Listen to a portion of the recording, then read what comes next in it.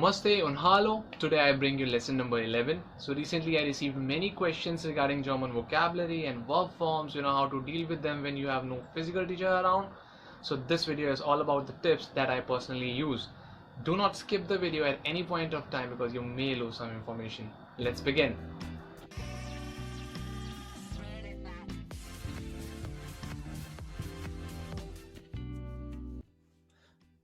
So this is the website dig.cc, right? Deutsch English Wörterbuch. So dictionary, of course, you have other options also, but if I recommend, what I use is this one, and I always go for the online one, also in my cell phone. So I just open this website dig.cc because I get more pictures. I get pictures also here when I search for some word, and of course you can go for the offline one also. You can download this and use it when internet is not working. So let's begin. So this is the website, right? You have the umlaut, special characters, everything here. And this has already been chosen for the German thing. So D, A, D, E, Deutsch, A, N, English, right? And both the arrows, that means whatever word you put, if you put English word, you get the German meaning and otherwise, right? So don't go for the single arrow, right? From German to English or English to German, go for the both one. Okay, done. Now let's check out. Suche means search. So let's see some word, right? So let's go for the word that we use a lot. So cell phone. So suppose I didn't know how to say that in German. I searched for it and now I have the result here. And if I see it's 959 or 60, right? So two words are there. This is the most popular name for this in German, handy. And how to say it, handy or handy, I don't know. So I will just click on this. Handy. Right, so I will just check the pronunciation and more about it. We can see N written here. Das, neutrum, yeah. So article is neutral, so it's telling us the gender. And if I click on it to check more about it, I get the information here. Noun, das Handy, die Handys, the plural form with the article, because whenever you learn a new word, for example, if you are talking about noun, always learn with the bestimmt article, always learn with the definite article. It's der, die, das, what is the gender, what is the pronunciation of that word, how you write it, what about the plural form, what to add to make it plural, s, er. So always learn that together, and how the pronunciation works. So always check that. Synonyms, so what are the similar words that we can use, so we have all these examples here, Taschentelephon or the Funktelephon. Then you just check more information here. For example, we have the phrases, like we want to say via cell phone, then you can use this. It's in German written here. You are on a secret mission, you want to trace someone's cell phone, so you have a phrase here, jemandes Handy Orten, right? So you get a lot of information here. Sein Handy auf Stumm schalten, to switch one's mobile phone to silent, so keep your phone on silent. You say it like this. Or someone, your man hat mein Handy gestohlen, my mobile phone has been stolen, somebody have it now. So you can check a lot. It's not just about the word, right? You get the phrases and everything, and also the pictures related to it. This is a basic word, cell phone. You know it, how it looks. Okay, you do not require a picture, but there are few words that you do not know the meaning in English. Also, English word is also quite foreign for you, new for you. So pictures definitely help in that case. Now let's see the other one. Like, what do we have? We can check some other word now. This verb, let's go for some verb, right? Because this is online dictionary. It's not just for the nouns. Let's go for a German word this time. So gehen, what is gehen? I don't know. Let's check gehen. Okay, how to, we can check the pronunciation also.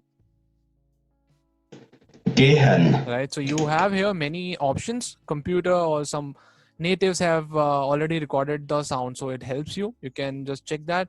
Verb gehen, ging, gegangen, these are the forms. Gehen is in present, and then ging is preteritum, and this is past perfect. So you go for the past forms, then you get that. To go, to walk, again the same thing, right? You have this numbers 3680, 2235 in the decreasing order. The relevance, the usage, the meanings are here according to that, right? To go is the most appropriate and most used meaning for this word gehen. Also, if you see here, we can see this gehen is not just a verb, G capital, it's making a noun, right? So das gehen, and then we have this minus symbol or dash, right? That means when you make it a plural, you do not add anything. So these are the shortcuts or short forms to represent that. If you check what is gehen with G capital and not small one, so that is walking. Okay, so always remember this thing, like in German language, whenever you write verbs, adjectives, adverbs, they all are small, but a noun comes with a capital letter, and also it has some article associated with it. Yeah, the article tells the gender. So that's how it works. And now we see gehen is walking and the article is das. So this is also one basic thing. I will quickly tell you, like gehen, essen, rauchen, all these are verbs. Many verbs are there. You can make a noun out of it without changing the spelling. Just make the first alphabet capital, right? And the article related to it, attached to it, is das. So it's neutral case always.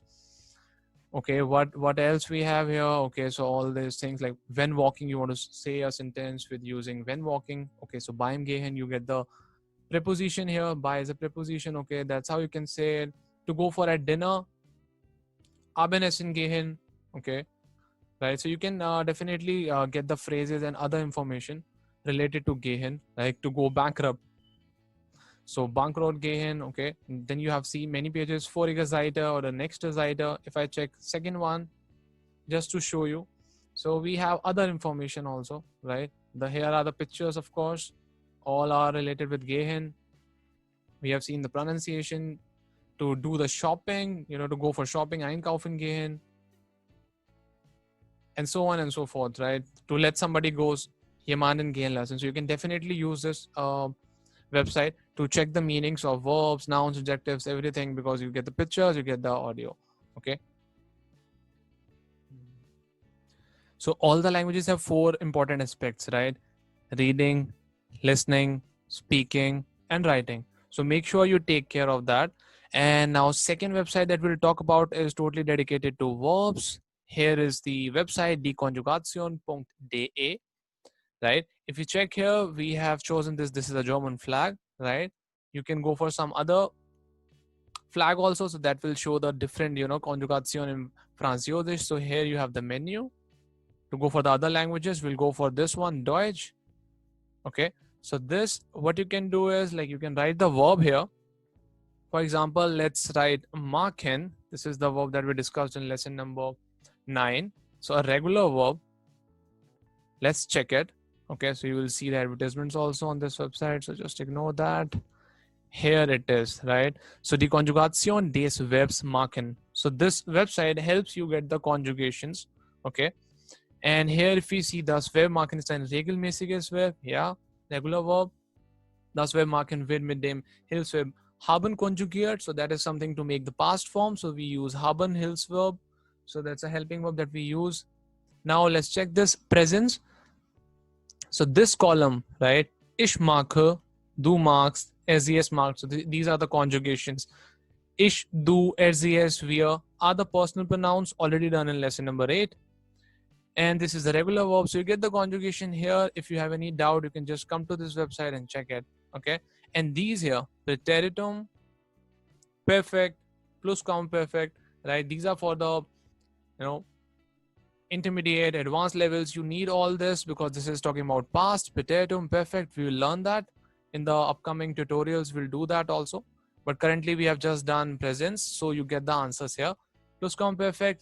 Let me scroll down. Okay, so if we see, we have more information about this verb machen. So Futur 1, Futur 2, Konjunktion 1, Presence Perfect, right? You have other forms. Scroll down. K2 form, K2. You have all the forms here at one place. Imperative Satz. Yeah, so imperative sentences, infinitive, machen, participle, perfect, right? Gemacht form. So everything is here on one page. So I definitely, recommend you to use this. Machen to do in English, and then they have the other translations. Übersetzung machen. So translation done, right? Now let's check some other verb. So machen was a regular verb. Now let's check some irregular verb, because the problem is with irregular verbs. In lesson number 10, I explained you that for do and SES, there's a change in the pattern, right? For regular verbs, you have pattern. For irregular verbs, the pattern doesn't work in case of do and SES. So that's why you always need help, like in the beginning. For the first time, you need help. Okay, Essen. irregular verb meaning is to eat, how to write conjugations. So das Verb essen ist ein starkes Verb, stark, strong verb, irregular. Wird mit dem Hilfsverb haben konjugiert, so that is for the past thing, right? So like perfect form here, if you check, so habe, that is the sentence. Like they use habe or hast when they talk about the past thing, I ate. So that we will do later on. Just check the conjugations. So ich esse, du isst. No more E. Here we have I in English, right? So alphabet, this vowel has changed for do form and RCS as well. But for ear is the same. So all this has been discussed in lesson number 10. But yes, this website helps you with the conjugation forms. Presence for the present tense, or for preteritum or perfect, and so on, right? I hope this lesson helped you. Can I get 100 likes on this? Subscribe the channel. Also follow us on Facebook and Instagram. You get German memes, quiz, and much more there. Never stop learning. Namaste and cheers.